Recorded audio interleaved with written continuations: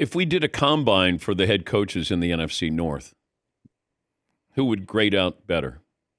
Are we talking all events here? Yeah. Well, 40, bench press, cone drill, three cone drill. I think we all know who's winning the bench press. Okay, so we take that off the table with Dan Campbell.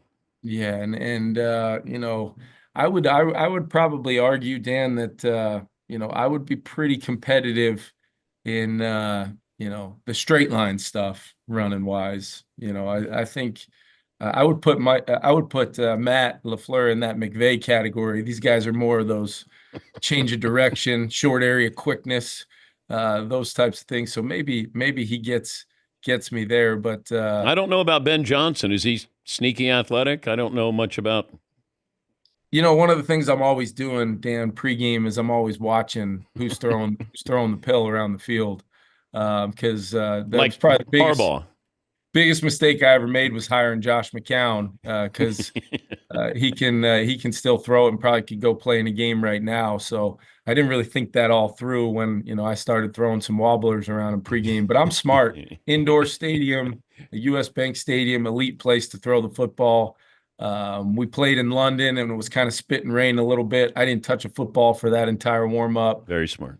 It was windy, kind of spit and rain in Jacksonville. There was not a football near me for that entire time. So I've learned to pick my spots and my moments to shine. I saw there was an award handed out, and went to the best looking coach in the NFL. You finished. Who won that one? You finished second. Man, I who, think. uh, I think LaFleur. I think LaFleur got you. I would argue though, like if we could have a little bit of a campaign for that, and I think he puts a little bit more time and effort into it than I do. And that's Okay, not who puts more time and effort into their looks? Sean McVay, Matt LaFleur, well, other. it's different, right? Because I think Sean probably has like a 4-step process that finishes with that hair looking the way it does. I respect Matt because he changes up his game sometimes. Sometimes it's a hat, sometimes it's not. But as far as facial hair goes, nobody keeps it cleaner than Matt. I think Matt LaFleur tweezes. I think there's some eyebrow work being done there. I thought the guys were gonna hit the breaking news right there. You know, I thought I was gonna hear something right there. I don't know what you can do in the off season to win this award. Yeah, my wife's got a few ideas. It would require doing something. You don't show the hair though. It's because I don't have that much of it left. I mean, this job's taking it out of me.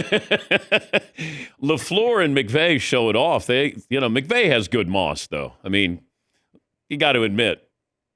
He's one of my closest friends, on the planet. And I got a chance to spend some time with him down in New Orleans, and I told my sons that, hey, I saw Coach Sean, and they immediately started, fixing their hair. Up their hair, and he's been an inspiration to them. And they always ask me, why don't I make my hair look like that? And I just shake my head. But did Sean, like, he had the Super Bowl ring? Do you need to wear the Super Bowl ring?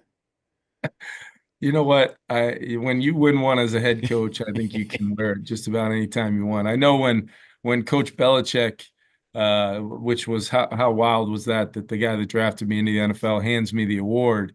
But as they handed it to me and we were walking off the stage, it was, I bumped into him and it just clanked against about 4 or 5 of those rings.